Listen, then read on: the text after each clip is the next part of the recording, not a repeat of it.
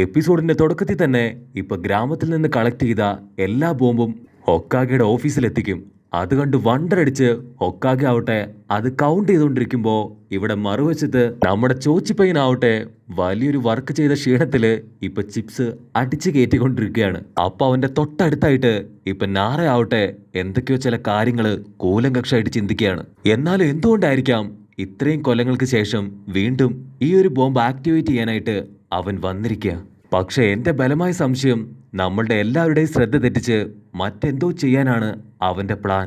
നാറ ഒരു മിനിറ്റ് ആലോചിച്ചിട്ട് പിന്നീട് ഗന്നാപ്പൂപ്പന്റെ പ്ലാൻ വഴി അവനും അതേ റൂട്ടിൽ ആലോചിക്കാൻ തുടങ്ങും. അവൻ 30 കൊല്ലങ്ങൾക്ക് മുൻപ് ഇവിടെ എല്ലാം തന്നെ ബോംബ് ഫിക്സ് ചെയ്തു.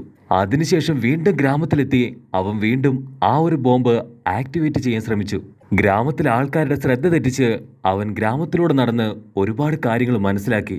അൻപു ബ്ലാക്ക് ഓപ്സിനെ പറ്റിക്കാനായിട്ട് അവൻ ബോംബ് പൊട്ടിച്ച് ഒരു നാടകം കളിച്ചു. അവന്റെ കയ്യില് ഗ്രാമത്തിൽ നിന്ന് അടിച്ചു മാറ്റിയ എല്ലാ ബ്ലൂ പ്രിന്റ്സും പ്ലാനുകളും എല്ലാം തന്നെ അവന്റെ ബേർഡിലൂടെ തിരികെ ഗ്രാമത്തിലെത്തിച്ചു. അതിലൂടെ അവൻ മരിച്ചിട്ടില്ല എന്ന് ഗ്രാമത്തിലുള്ള എല്ലാവരെയും അവൻ ബോധ്യപ്പെടുത്തി. അതിനുശേഷം ഗ്രാമത്തിന് പുറത്തുണ്ടായിരുന്ന എല്ലാ ഷിനോബീസും തിരിച്ച് ഗ്രാമത്തിലേക്ക് എത്തി. ഇതിലൂടെ എല്ലാം തന്നെ അവൻ എന്തായിരിക്കും ഉദ്ദേശിക്കാന്ന് പറഞ്ഞ് നാറ നേരെ നോക്കുമ്പോഴായിരിക്കും ആ ഒരു വലിയ പ്രതിമയുള്ള മല അവൻ കാണുക. അവിടെ തന്നെയാണ് ഇപ്പം നമ്മുടെ കുട്ടപ്പൻ ആ ഒരു അപ്പാപ്പനോട് സംസാരിച്ചുകൊണ്ടിരിക്കുന്നത്. ആക്ച്വലി അപ്പാപ്പന്റെ പ്ലാൻ അത് വളരെയധികം ഡിഫറെൻ്റ് ആണ്. ആൾ ഒരുപാട് പുതിയ ബോംബുകള് ആ ഒരു പാറയ്ക്കുള്ളിലായിട്ട് ഒരുപാട് സ്ഥലത്ത് ഇപ്പൊ ഫിക്സ് ചെയ്ത് വെച്ചിരിക്കുകയാണ്. ആ ഒരു പാറയ്ക്ക് എന്തെങ്കിലും സംഭവിച്ചാല് അതങ്ങനെ തന്നെ ഇടിഞ്ഞു വീണ് ലീഫ് വില്ലേജ് തന്നെ നാമാവശേഷമായി പോവും. അതുകൊണ്ട് ആ ഒരു മലയിലൂടെ പോയിക്കൊണ്ടിരിക്കുന്ന എല്ലാ ലൈൻസിലും അവനിപ്പോ ഓരോ ബോംബുകൾ പിടിപ്പിച്ചിരിക്കുകയാണ്. ആ ലൈൻസിൽ ചെറിയൊരു ഡീവിയേഷൻ ഉണ്ടായാൽ പോലും അത് വലിയ അപകടമാണ്. ഇപ്പൊ അപ്പാപ്പൻ പറയും, ഞാൻ 30 കൊല്ലമായിട്ട് പ്ലാൻ ചെയ്ത ഒരു ബ്രഹ്മാണ്ഡ പദ്ധതിയാണിത്. ഇത് ഇടിച്ചു തകർത്ത് നിങ്ങളുടെ ഗ്രാമം ഞാൻ നശിപ്പിച്ചു കളയുന്നു പറയുമ്പോ നാറയ്ക്കാവട്ടെ ഇപ്പൊ പുറത്തു നിന്ന് ഒരുപാട് നേരം ആലോചിക്കുമ്പോ ആ ഒരു പ്ലാന് അവനും പിടികിട്ടും. അവന് മനസ്സിലാവും ഇത് തന്നെയാണ് ആ ഒരു അപ്പൂപ്പന്റെ പ്ലാന്. ജനങ്ങളുടെ എല്ലാം തന്നെ ശ്രദ്ധ തെറ്റിച്ച് ആരും ശ്രദ്ധിക്കാത്ത ഈ ഒരു വലിയ ചതി അത് ചെയ്യാനാണ് അവൻ ഇത്രയും കഷ്ടപ്പെട്ടതെന്ന് നാറയ്ക്ക് മനസ്സിലാവും. അവൻ ഒട്ടനെ ഇപ്പൊ ചോച്ചിയുടെ കൈ പിടിച്ച് പേടിച്ച് ഓടി വന്ന് ചോച്ചിയോട് പറയും, ഇപ്പൊ ഗ്രാമത്തിലേക്ക് വരുന്ന എല്ലാവരെയും എത്രയും പെട്ടെന്ന് തടയണം. ഞാൻ ഹൊക്കാഗയുടെ അടുത്ത് പോയിട്ട് കാര്യങ്ങൾ ധരിപ്പിക്കാന്ന് പറഞ്ഞ് അവൻ ഓടാൻ തുടങ്ങും. അപ്പൊ ലീ ഓടി വന്ന് പറയും, ഒരു അടിപൊളി ഹാപ്പി ന്യൂസ് ഉണ്ട്, ദേർ നമ്മുടെ എല്ലാ ആൾക്കാരും ഇപ്പൊ ഗ്രാമത്തിലേക്ക് ഓടി വരുന്ന കണ്ടോ. ഞാൻ എല്ലാവരെയും ഇപ്പൊ തിരിച്ചു വിളിച്ചുകൊണ്ട് വന്നെന്ന് പറയുമ്പോ നാറ ആവട്ടെ അവന്റെ തലയ്ക്ക് കൈവെക്കും. അപ്പൊ നമ്മുടെ ഹിനട്ടക്കുട്ടപ്പി അവൾ ഓടി വന്ന് പറയും, നറൂട്ടോ കുട്ടപ്പൻ അവനെ കുറെ നേരമായിട്ട് കാണാനില്ല. ഇവിടെ കുട്ടപ്പനാവട്ടെ ആ ഒരു അപ്പൂപ്പനോട് നിലവിളിച്ചു പറയും, നിന്റെ ഒരു പ്ലാനും നടത്താനായിട്ട് ഞാൻ അനുവദിക്കില്ല. ഞങ്ങളുടെ ഗ്രാമത്തിലെ ഒരുപാട് പേരുടെ ജീവനെടുത്ത് നിനക്കെന്താണ് നേടാനുള്ളത്? ഞാൻ എന്റെ ജീവൻ കൊടുത്തും അത് തടയുന്നു പറഞ്ഞ് കുട്ടപ്പനാവട്ടെ ഇപ്പൊ അപ്പാപ്പനെ വെല്ലുവിളിക്കും. അതിന് അപ്പാപ്പൻ പറയും, നീ എന്നെ ഫൈറ്റ് ചെയ്ത് തോൽപ്പിച്ചാൽ പോലും ഈ ഒരു ബോംബ് അത് തനിയെ ട്രിഗർ ആവും.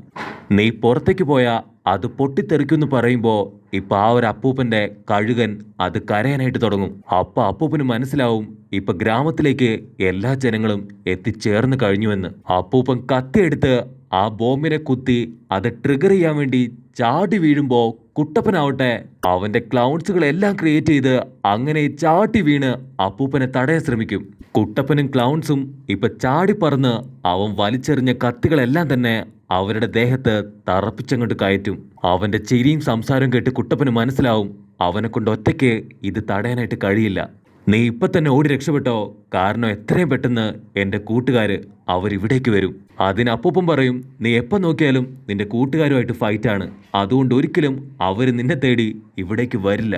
അതിന് കുട്ടപ്പൻ ദേഷ്യപ്പെട്ട് പറയും, നീ പറഞ്ഞത് ശരിയാണ്, ഞാൻ എൻ്റെ ഫ്രണ്ട്സുമായിട്ട് ഒരുപാട് തവണ ഫൈറ്റ് ചെയ്തിട്ടുണ്ട്. അങ്ങനെയൊക്കെ ആണെങ്കിലും ഞങ്ങൾ എല്ലാവരും വളരെ ബെസ്റ്റ് ഫ്രണ്ടാണ്. മാത്രമല്ല അവരെല്ലാം ഷിനോബീസാണ്. ഞങ്ങൾ ജീവിച്ചിരിക്കുന്നത് പോലും ഞങ്ങളുടെ ഗ്രാമത്തെ സംരക്ഷിക്കാൻ മാത്രമാണ്.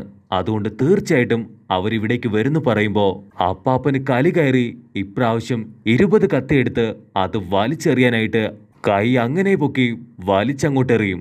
അപ്പൊ കറക്റ്റായിട്ട് അങ്ങോട്ടൊരാൾ ചാടി വീണ് ആ കത്തി എല്ലാം തന്നെ തട്ടി അങ്ങോട്ട് തെറിപ്പിക്കും. അത് മറ്റാരുമല്ല, സാക്ഷാൽ നമ്മുടെ കിബ. ഹിനട്ട ആവട്ടെ അവളുടെ വ്യാഹു കണ്ണുപയോഗിച്ചുകൊണ്ട് കുട്ടപ്പൻ ആ ഒരു സ്റ്റാച്യുവിന്റെ ഉള്ളിലുണ്ടെന്ന് കറക്റ്റായിട്ട് കണ്ടുപിടിച്ചു. മാത്രമല്ല ഈ വില്ലൻ അപ്പൂപ്പന്റെ പ്ലാന് അതും കറക്റ്റായിട്ട് നാറ കണ്ടുപിടിച്ചു. അവരിങ്ങോട്ടേക്ക് വരുന്നുണ്ടെന്ന് പറയുമ്പോൾ നമ്മുടെ കുട്ടപ്പനാവട്ടെ ഇപ്പോൾ ഒരുപാട് സന്തോഷാവും. അപ്പാപ്പൻ ഉടനെ ഒരു റിമോട്ട് അത് ട്രിഗർ ചെയ്യാൻ പോകുമ്പോൾ ഷിനോ അവന്റെ ഈച്ചയെ കൊണ്ട് ഇപ്പൊ കറക്റ്റായിട്ട് ലോക്ക് ചെയ്ത് പിടിക്കും.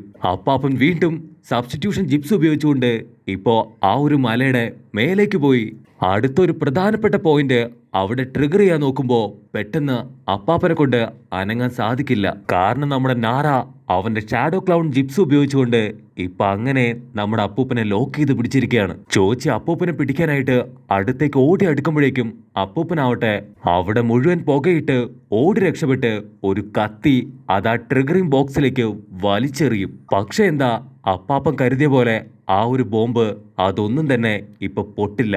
കാരണം നമ്മുടെ ആൾക്കാര് ഓൾറെഡി ആ ഒരു ട്രിഗറിംഗ് ഡിവൈസ് എല്ലാം തന്നെ അവിടുന്ന് റിമൂവ് ചെയ്തിരുന്നു. പക്ഷേ ആ ഒരു വില്ലനാവട്ടെ ഇപ്പൊ ഒരു റോക്കറ്റ് അത് മേലേക്ക് വിട്ട് നൈസായിട്ട് അവിടുന്ന് എസ്കേപ്പ് ആവും.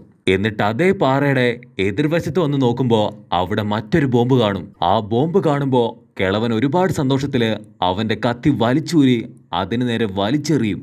നിങ്ങൾ എന്റെ പ്ലാനുകളെല്ലാം കൊളാക്കാൻ ശ്രമിക്കുമല്ലേ, ഞാൻ കാണിച്ചു തരാന്ന് പറയുമ്പോ ആ ഒരു കത്തി അത് കറക്റ്റായിട്ട് ആ ഒരു ബോംബിൽ കൊണ്ടുകയറി ആ ഒരു മല അതങ്ങനെ പൊട്ടിത്തെറിക്കാനായിട്ട് തുടങ്ങും. അപ്പൊ നാറ അവൻ ഉടനെ നിലവിളിക്കും, ആരും അതിൽ പെട്ടുപോകരുത്, അത് വെറും ഇല്യൂഷൻ മാത്രമാണ്, എല്ലാവരും മൈൻഡ് കൺട്രോൾ ചെയ്യുന്നു പറയുമ്പോ നമ്മുടെ ഇനോ ആവട്ടെ അവള് കാണും ആ ഒരു വില്ലൻ അപ്പാപ്പൻ അവന്റെ സമറിൻ ജിപ്സ് ഉപയോഗിച്ചുകൊണ്ട് ആ ഒരു പരുന്നിന്റെ കാലേ തൂങ്ങി അവിടുന്ന് പറന്നു പോകുന്നത്.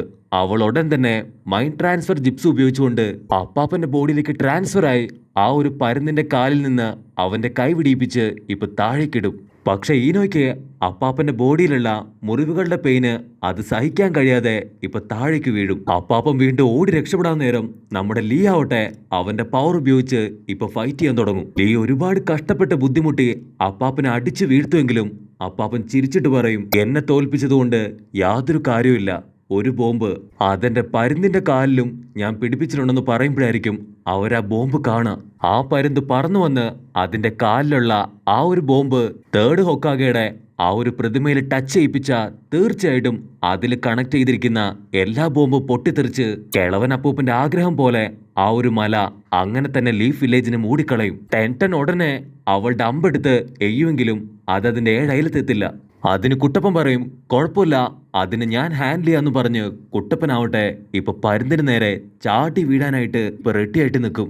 കുട്ടപ്പൻ സൈഡിൽ ശബ്ദം ഉണ്ടാക്കി പക്ഷിയെ വെട്ടിത്തിരിപ്പിച്ച് ഇപ്പൊ തേർഡ് ഹൊക്കാഗയുടെ പ്രതിമയുടെ മൂക്കിലേക്ക് ചാടി വന്ന് നിൽക്കും. കുട്ടപ്പൻ അവന്റെ ഒരു ക്ലൗണിനെ ക്രിയേറ്റ് ചെയ്യുമ്പോൾ അതിന് നിൽക്കാൻ സ്ഥലമില്ലാതെ ഇപ്പൊ അത് താഴേക്ക് വീഴും. കുട്ടപ്പൻ ക്ലൗണിനെ പിടിക്കാനായിട്ട് അവൻ കൈ താഴ്ത്തും, പക്ഷെ കാല് തന്നെ ഇപ്പൊ കുട്ടപ്പനും ക്ലൗണും ഒരുമിച്ച് താഴേക്ക് പോവും. അപ്പൊ ആ സമയത്ത് നമ്മുടെ ചോച്ചി അണ്ണൻ ആളുടെ കൈ നീട്ടിക്കൊണ്ടുവന്ന് കുട്ടപ്പനെയും ക്ലൗണിനെയും കറക്റ്റായിട്ട് സ്റ്റേബിൾ ആക്കും. പക്ഷെ നമ്മുടെ ഹിനട്ട കുട്ടപ്പിക്ക് അത് നോക്കി നിൽക്കാൻ കഴിയില്ല.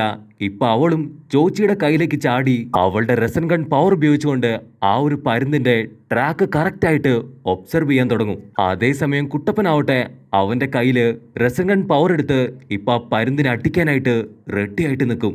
അപ്പൊ നമ്മുടെ കുട്ടപ്പൻ ഞാൻ അതിനെ അടിക്കാൻ പോവാണ് 1 2 3 എന്ന് പറഞ്ഞ് അവൻ കൗണ്ട് ചെയ്യുമ്പോ സാക്കുറ കറക്റ്റായിട്ട് ആ ഒരു പരുന്തിനെ കല്ല് വെച്ചെറിയും. പരുന്ത് താഴേക്ക് പറക്കുമ്പോ കുട്ടപ്പനാവട്ടെ റെസൻ ഗൺ പവർ ഉപയോഗിച്ച് അതിനെ അടിച്ച് തെറിപ്പിച്ച് അവിടെ ഇല്ലാതാക്കി കളയും.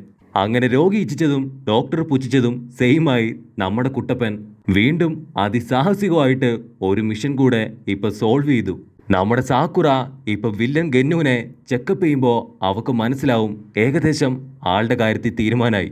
ഇത്രയും പരുക്കുകൊണ്ട് ആളെങ്ങനെ ഇത്രയും കാലവും ജീവിച്ചിരുന്നുവെന്ന് അവൾ ഒരു മിനിറ്റ് ചിന്തിക്കും. അതിന് അപ്പാപ്പൻ പറയും, നിങ്ങൾ കാരണമാണ് എനിക്കെന്റെ മിഷൻ അത് കംപ്ലീറ്റ് ചെയ്യാൻ കഴിയാതിരുന്നത്. ഞാൻ ജീവിച്ചിരുന്നിട്ട് ഇനി യാതൊരു പ്രയോജനം ഇല്ലാന്ന് പറഞ്ഞ് ആള് വിഷമിക്കാൻ തുടങ്ങും. കുട്ടപ്പന് മരിച്ചാ മതിയെന്നാവും. കുട്ടപ്പനാവട്ടെ ആ കിളവനെ തട്ടി ഉണർത്താൻ ശ്രമിക്കുമ്പോ അവർക്ക് മനസ്സിലാവും കിളവന്റെ കാറ്റ് പോയെന്ന്.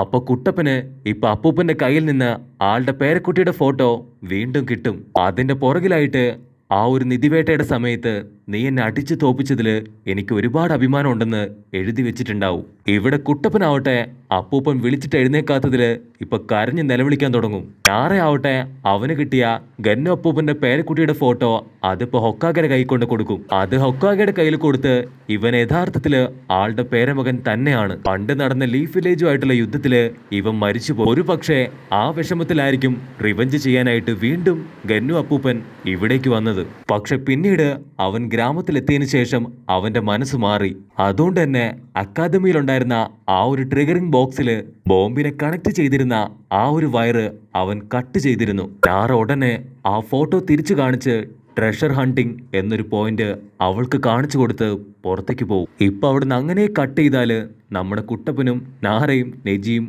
ചോച്ചിയും എല്ലാവരും ഹായായിട്ട് നൂഡിൽസ് കഴിക്കുകയാണ്. അപ്പൊ ചോച്ചി ചോദിക്കും ആ ഒരു ട്രഷർ ഹണ്ടിങ് അതെന്താണെന്ന് ചോദിക്കുമ്പോൾ നമ്മുടെ നാറ പറയും ആക്ച്വലി ആ ഒരു അപ്പൂപ്പൻ ഇവിടേക്ക് വന്നത് പ്രതികാരം വീട്ടാൻ തന്നെയാണ്. പക്ഷെ കുട്ടപ്പനെ കണ്ടതിന് ശേഷം ആളുടെ ചെറുമകനെ ഓർമ്മ വന്ന് പ്രതികാരം എന്നുള്ള കാര്യം അയാൾ വിട്ടുകളഞ്ഞു. ട്രഷർ ഹണ്ടിങ് ആക്ച്വലി ഒരു ഗെയിമാണ്. കുട്ടപ്പന് ഒരുപാട് ഇഷ്ടമുള്ളതുകൊണ്ട് തന്നെ അവനുമായിട്ട് ഒരു ഗെയിം കളിക്കുകയായിരുന്നു ഇത്രയും നേരവും അദ്ദേഹം. അപ്പൊ കുട്ടപ്പൻ അവന്റെ നൂഡിൽസില് ഇപ്പൊ അപ്പാപ്പന്റെ ചിരിക്കുന്ന മുഖം കാണും. അവനൊന്നും നോക്കാതെ ആ നൂഡിൽസ് മുഴുവനായിട്ടും കുടിച്ചു വറ്റിച്ചിട്ട് എല്ലാവരോടായിട്ട് പറയും ലീഫ് വില്ലേജ് അതാര് തകർക്കാൻ ശ്രമിച്ചാലും നമ്മൾ അവരെ വെറുതെ വിടരുത്.